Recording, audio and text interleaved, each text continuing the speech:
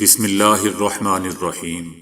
السلام علیکم دوستو، دنیا بھر کی خبروں میں آج آپ سنیں گے، لیکن اس سے پہلے اگر ہو سکے تو لائک اور سبسکرائب کا بٹن ضرور دبا لیں۔ شکریہ۔ سعودی عرب اور اسرائیل ایک دوسرے کو تسلیم کر لیں گے۔ حرامی ملک سویڈن حکومت کی قرآن پاک کی توہین کی اجازت۔ ممبئی میں قربانی کے بکروں پر ہنگامہ۔ مغربی کنارے میں کشیدگی، اسرائیل سعودی عرب تعلقات بحالی مشکل۔ دنیا کی ساری زبانیں ایک ہی زبان سے نکلی ہیں، تحقیق۔ عام بیماریوں کے صدیوں پرانے علاج۔ IMF سے معاہدہ ہوتے ہی $20 کم ہو جائے گا۔ تو آئیے چلتے ہیں تفصیل کی جانب۔ سعودی عرب اور اسرائیل نے ایک دوسرے کے ساتھ تعلقات کو معمول پر لانے اور ایک دوسرے کو آئندہ سال مارچ تک تسلیم کرنے کا اشارہ دیا ہے۔ سعودی عرب نے امریکہ سے نیٹو جیسے تحفظ کا تقاضا کیا ہے، جس میں نیٹو کے ایک ملک پر حملہ تمام ممالک پر حملہ شمار ہوگا۔ سعودی عرب اور اسرائیل نے ایک دوسرے کے ساتھ تعلقات کو معمول پر لانے کا اعلان کیا ہے۔ اس طرح دونوں ممالک نے ایک دوسرے کو آئندہ سال مارچ تک تسلیم کرنے کا اشارہ دے دیا ہے۔ دونوں ممالک کے درمیان کئی چینل سے بات جاری ہے۔ اسرائیل کے لیے مارچ 2024 تک سعودی عرب کے ساتھ تعلقات کے امکان کی کھڑکی کھل گئی ہے، جس کے بعد امریکی صدر جو بائیڈن اپنے نئے انتخاب کی مہم میں مصروف ہو جائیں گے۔ پاکستان نے اس معاملے پر تبصرے سے گریز کیا ہے، تاہم ذرائع کا کہنا ہے کہ سعودی عرب نے اسرائیل کو تسلیم کر لیا تو پاکستان مثبت طور پر اس معاملے کا جائزہ لے گا۔ پاکستان کی اسرائیل کو تسلیم کرنے کے بارے ہچکچاہٹ کم ہو سکے گی۔ سعودی عرب بھی اسرائیل کے ساتھ تعلقات کے قیام میں دلچسپی رکھتا ہے۔ سعودی عرب نے اسرائیل کے ساتھ مراسم کو معمول پر لانے کے لیے گراں قیمت مطالبات پیش کیے ہیں۔ سعودی عرب نے اپنے پرامن جوہری پروگرام کے لیے یورینیم میں افزودگی کی اجازت کو بھی مطالبات میں درج کر دیا ہے۔ سعودی عرب نے تاحال اسرائیل کو تسلیم نہیں کیا اور نہ ہی اس نے ابراہم معاہدے میں شمولیت اختیار کی ہے، جس کی روشنی میں متحدہ عرب امارات اور اسرائیل سے تعلقات 2020 میں استوار ہوئے تھے۔ سعودی عرب نے کہا ہے کہ سعودی عرب اور اسرائیل کے مابین تعلقات کا معمول پر آنا خطے کے مفاد میں ہے، تاہم اس کے لیے تنازع فلسطین کا حل ہونا اشد ضروری ہے۔ اسرائیلی وزیر اعظم نیتن یاہو نے سعودی عرب کے ساتھ تعلقات کو اسرائیل اور عرب دنیا کے درمیان جامع امن کے لیے بہت بڑی چھلانگ قرار دیا ہے، جس سے عرب اسرائیل اور فلسطین اسرائیل کے تصادم کو ختم کیا جا سکے گا۔ امریکی ماہرین کا کہنا ہے کہ اسرائیل کا اب اپنے عرب پڑوسیوں سے کسی حملے یا تصادم کا خطرہ باقی نہیں رہا۔ امریکی ماہرین کا کہنا ہے کہ آج خطے میں اسرائیل طاقتور ترین ملک ہے۔ سعودی عرب کسی بھی حالت میں اسرائیل پر حملہ آور نہیں ہوگا۔ اردن، متحدہ عرب امارات یا مصر، یہ تمام ممالک اسرائیل کے ساتھ اشتراک میں شامل ہو چکے ہیں۔ شام فنی لحاظ سے اسرائیل کے ساتھ حالت تصادم میں ہے۔ یہ کھلا راز ہے کہ سعودی عرب اور بعض دوسری خلیجی ریاستوں نے خفیہ طور پر اسرائیل کو عرصہ دراز سے پہلے سے ہی تسلیم کر رکھا ہے، تاہم وہ اس کو کھلے بندوں اعتراف کرنے سے گریزاں ہیں۔ حرامی لوگ، حرامی ملک سویڈن کی طرف سے توہین آمیز اقدام کرتے ہوئے آزادی اظہار رائے کے بہانے قرآن پاک کی توہین کی اجازت دی ہے۔ سویڈن کی حکومت نے اس ملک کے 37 سالہ شہری کی درخواست پر عید الاضحیٰ کے دن قرآن پاک کو نذر آتش کرنے کی اجازت دیتے ہوئے اس توہین آمیز فیصلے کا دفاع کیا ہے۔ یہ پہلا موقع نہیں ہے دوستو کہ جب سویڈن کی حکومت نے اس طرح کے شرمناک عمل کی اجازت دی ہے۔ اس سے پہلے سویڈن کی پولیس نے ڈنمارک کے انتہائی دائیں بازو کے سیاستدان حرامی سٹورم کورس کو ترکی کے سفارت خانے کے سامنے قرآن پاک کے نسخے کی بے حرمتی کی اجازت دی تھی۔ دوستو، ہمارے ملک میں بھی پھر اجازت ہونی چاہیے کہ ہم سویڈن اور وہاں کے ایسے لوگوں کو حرامی کہہ سکیں۔ ترکی نے بھی سویڈن میں قرآن پاک کو نذر آتش کرنے کے عمل کو صریحاً نفرت انگیز جرم قرار دیا ہے اور کہا ہے کہ آزادی اظہار رائے کے نام پر مسلمانوں کو نشانہ بنانے اور ہمارے مقدس اقدار کی توہین کرنے والے اس اسلام مخالف فعل کے لیے لائسنس جاری کرنا مکمل طور پر مسترد اور ناقابل قبول ہے۔ یہ نفرت انگیز اقدام یورپ میں اسلاموفوبیا اور امتیازی تحریکیں جس خطرناک حد تک پہنچ چکی ہیں، اس کی ایک اور مثال ہے۔ دوسری جانب ایران نے اس بارے میں کہا کہ بدقسمتی سے بعض یورپی ممالک ماضی کی طرح آزادی اظہار رائے کی حمایت کے جھوٹے دعوے سے انتہا پسند عناصر کا ساتھ دیتے ہیں، بلکہ میں تو دوستو کہوں گا کہ حرامی قسم کے لوگوں کا ساتھ دے رہے ہیں۔ اب میری طرف سے ان کے لیے ایسا لفظ استعمال کرنے پر یہ فوراً مجھ سے وضاحت مانگیں گے۔ بہرحال قرآن پاک کی بے حرمتی پر ایران، اردن، یمن، عراق اور شام سمیت مختلف ممالک نے مذمت کی ہے، جبکہ مراکش نے اس ملک سے اپنے سفیر کو بلا لیا ہے۔ ایران نے شدید الفاظ میں مذمت کرتے ہوئے کہا ہے کہ دنیا کے آزاد مفکرین ایسی توہین کو برداشت نہیں کرتے اور ان کی شدید مذمت کرتے ہیں۔ آزادی اظہار رائے کی حمایت کے بہانے دنیا کے مسلمانوں کے جذبات کو ٹھیس پہنچائی جا رہی ہے۔ اطلاعات کے مطابق دوستو، پولیس کی بھاری نفری کی موجودگی میں اس حرامی نے سویڈن کا پرچم لہراتے ہوئے قرآن پاک کی بے حرمتی کی۔ وہاں کی مسجد کے امام محمود خلفی سمیت لوگوں نے پولیس کی جانب سے مسلمانوں کے مقدس دن عید الاضحیٰ کے موقع پر احتجاج کی اجازت دینے کے فیصلے پر مایوسی کا اظہار کیا۔ ممبئی میرا روڈ پر قربانی کے لیے بازار میں بکرے لائے جانے پر گھنٹوں تک ہنگامہ ہوا۔ اس دوران ہندوؤں نے کبھی ہنومان چالیسا کا ورد کیا تو کبھی جے شری رام کے نعرے لگائے۔ مظاہرین اور پولیس کے درمیان نوک جھونک بھی ہوئی، تاہم پولیس نے لوگوں کو سمجھا کر معاملہ رفع دفع کروا دیا۔ محسن شیخ نامی شخص عید الاضحیٰ پر قربانی کے لیے 2 بکرے لے کر آئے۔ جیسے ہی سوسائٹی کے ہندوؤں کو اس بات کا علم ہوا تو تمام لوگ سوسائٹی کے باہر جمع ہو گئے اور بکریوں کو باہر لے جانے کے لیے مظاہرہ کرنے لگے۔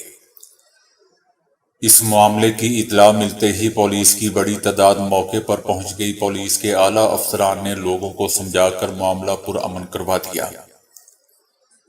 اس دوران سوسائٹی کے لوگ اور پولیس کے درمیان معمولی نوک جھونک بھی ہوئی، تاہم پولیس حکام نے سوسائٹی کے لوگوں سے کہا کہ قوانین کے مطابق یہاں قربانی نہیں دی جا سکتی، ہم ایسا بھی نہیں ہونے دیں گے، اگر ایسا کیا گیا تو ہم مقدمہ درج کر کے اسے گرفتار کر لیں گے۔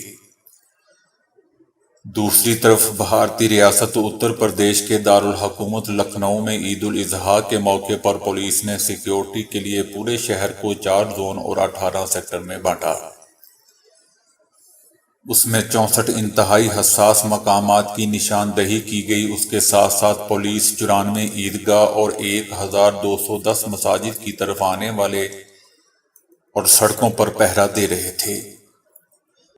74 موبائل کلسٹر، 50 QRT اور پولیس کنٹرول روم کی 112 گاڑیاں گشت کے لیے تعینات کی گئیں۔ CCTV کیمرے نصب کیے گئے، ڈرون سے نماز کے مقامات کی نگرانی کی گئی۔ سائبر مانیٹرنگ سیل کو خصوصی طور پر فعال کیا گیا، اس کی وجہ سے قابل اعتراض ویڈیو یا تصاویر پوسٹ کرنے پر فوری کارروائی کی جا سکے۔ اس بار بھی دوستو عوامی مقامات اور ممنوعہ جانوروں کی قربانی کرنے والوں کے خلاف کارروائی کی گئی۔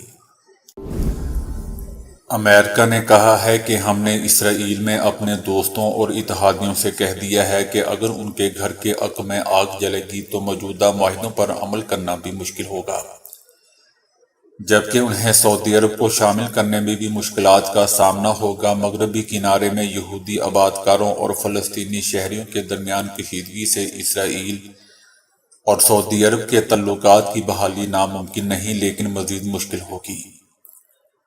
ہم نے اسرائیل میں اپنے دوستوں اور اتحادیوں سے کہہ دیا ہے کہ اگر ان کے گھر کے حق میں آگ جلے گی تو موجودہ معاہدوں پر عمل کرنا بھی مشکل ہو جائے گا۔ دنیا کی تمام زبانوں کو 12 بڑے خاندانوں میں تقسیم کیا جا سکتا ہے، اور دلچسپ بات دوستو یہ ہے کہ یہ 12 خاندان بھی ایک دوسرے سے بالکل الگ تھلگ جزیرے نہیں ہیں۔ بلکہ ان کی کئی خصوصیات ایک دوسرے سے ملتی ہیں، جس سے اندازہ لگایا جا سکتا ہے کہ یہ سارے خاندان شروع میں ایک تھے۔ کہا جاتا ہے کہ حضرت آدم علیہ السلام اور ان کی قوم ایک ہی زبان بولتی تھی، تاہم کچھ عرصے بعد انسانوں نے ایک مینار بنا کر آسمان تک پہنچنے کی کوشش کی، جسے مینار بابل کہا جاتا ہے۔ خدا نے اس گستاخی کی یہ سزا دی کہ مینار کے مختلف منزلوں پر رہنے والوں کی زبانیں مختلف کر دیں تاکہ وہ ایک دوسرے کی بات کو نہ سمجھ سکیں۔ ماہرین کہتے ہیں کہ اس تمام تر رنگا رنگی یا انتشار کے باوجود ان ساری کی ساری زبانوں کے ڈانڈے ایک ہی زبان سے ملتے ہیں۔ جدید جنیاتی تحقیق سے معلوم ہوتا ہے کہ تقریباً 70,000 سال پہلے انسانوں کا ایک چھوٹا سا گروہ مشرق افریقہ سے باہر نکلا اور دیکھتے ہی دیکھتے دنیا بھر میں پھیل گیا۔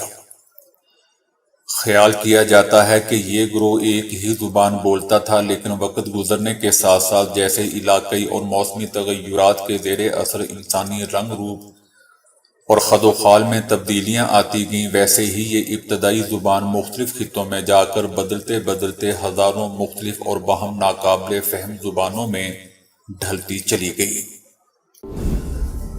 انسانی تاریخ میں کئی غیر روایتی طبی علاج رائج رہ چکے ہیں، اور ان میں سے بہت سے ایسے طریقے تھے جنہیں اگر آج آزمایا جائے تو قانوناً جرم اور سزا ہو سکتی ہے۔ مثلاً پرانے وقت میں یہ مشورہ دیا جاتا تھا کہ دانتوں کے درد والے مریضوں کو بجلی کا جھٹکا لگایا جائے۔ الیکٹرو تھراپی کا خیال 1700 کی دہائی میں کافی نیا تھا، لیکن یہ 1900 کی دہائی کے اوائل تک مرگی، فالج، پیٹ میں کیڑے وغیرہ جیسی بیماریوں کے لیے باقاعدگی سے استعمال کیا جاتا تھا۔ ملیریا اڑن چھو علاج بھی ایک علاج تھا۔ تاریخ میں ملیریا کے بہت سے عجیب و غریب علاج موجود ہیں، لیکن ان میں ایک جادوئی لفظ بھی تھا جسے 3 صدی عیسوی میں رومی معالج نے تجویز کیا تھا۔ مریضوں سے کہا گیا کہ وہ کاغذ کے ٹکڑے پر بار بار ایبرا کا ڈیبرا لکھیں، جس میں ہر لائن پر ایک کم حرف ہو، یہاں تک کہ حروف ایک مسلسل بنا لے جس کے نیچے صرف اے ہو۔ اس کے بعد کاغذ کو مشرق سے بہتی ہوئی ندی میں پھینکیں، لیکن پھینکنے سے پہلے 9 دن تک اپنے گلے میں پہن کے رکھیں۔ اگر یہ کام نہیں کرتا تو مریض کو اپنے آپ کو شیر کی چربی سے رگڑنے کا مشورہ دیا جاتا تھا۔ جلد کا ایک عام انفیکشن جو کھال پر خارش زدہ سرخ گولائی میں ظاہر ہوتا ہے، اس کے علاج کے لیے تجویز دی جاتی تھی کہ بارود اور سرکہ کا پیسٹ بنا کر جلد کے متاثرہ حصے پر لگایا جائے۔ 17ویں صدیوں میں طبی علاج میں مردہ جسموں کا استعمال یورپ میں پہلے سے کہیں زیادہ مقبول ہوا۔ مردہ جسموں سے تیار کردہ پاؤڈر سر درد، مرگی اور مزید طبی حالتوں کے لیے دوا میں شامل کیا جاتا تھا۔ اس کے حصول کے لیے مصری قبروں، مقبروں اور قبرستانوں کو لوٹا گیا۔